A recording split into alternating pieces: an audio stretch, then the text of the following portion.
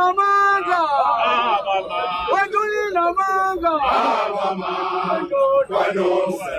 Kasela ngethana lafuzithana basiqambela amanga wajuli namanga wajuli namanga kwanomsa kasela ngethana lafuzithana basiqambela amanga wajuli namanga wajuli namanga kwanomsa kasela ngethana lafuzithana basiqambela amanga kwanomsa kasela ngethana lafuzithana basiqambela amanga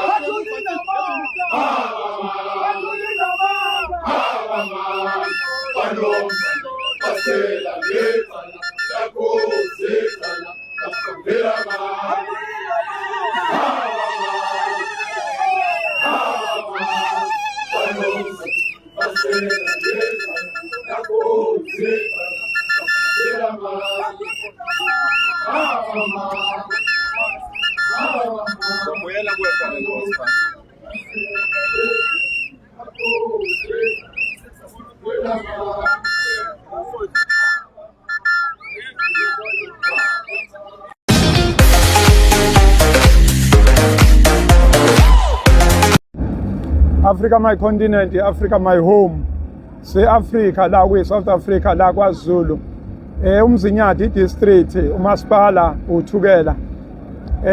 Sethukela ferry mawuthanda. Istadium semzisho. Namhlanje umgqibelo abanye yisabatha. Usuku olukhulu kakhulu namhlanje. Olubi usuku olumnyama la sophelezela khona insizwa nje bisencane kakhulu uSicebo kaDlamini lapha phezulu. Sisema ground lapha emzisho ila khona inkonzo yakhe ikhona izokhombisa nje ubone ukuthi lo mfana lona ngendlela bethandwa ngakhona igalelo lakhe bathi umuthi awuboni umile ubona kahle mawusulele phansi ububanzi bawo nokude bawo ngizokuthatha nje through ukukhombise umuthi angikhombise kulala komuthi phansi. And welcome back to Sunny Live Trend. Thank you so much guys for tuning in. Well guys, I'm back again with the Mzansi trending stories. And guys, sakhuluma ke ngakho ke ukudlula emhlabeni kuka Sicebi wakaDlamini odumeke ngelenkosi yamagcokama. Hey.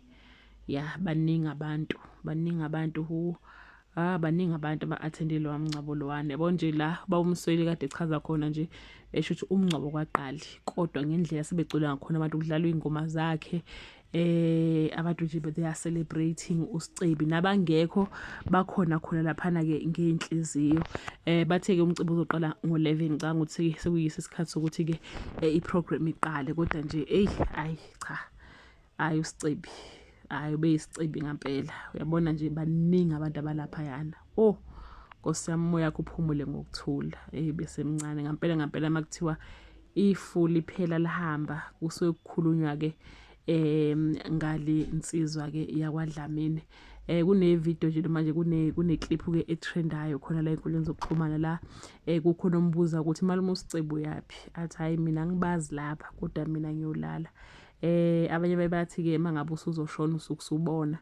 And I always says no akusilona iqiniso but uNkulunkulu unendlela yokuvezela abaphilayo ukuthi la bese kukhuluma kwapho usukhulunyiswa uyu ukuthi cha isikhathi sona sesiphelile because that clip ebhlungu noma uyilalela nje uyabona ukuthi Nkosi yami kusho ukuthi ubebona ukuthi hayike ngempela isikhathi sakhe sesishayile kodwa nje yaba kwethu hayi silimele kakhulu.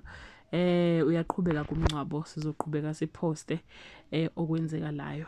Bye.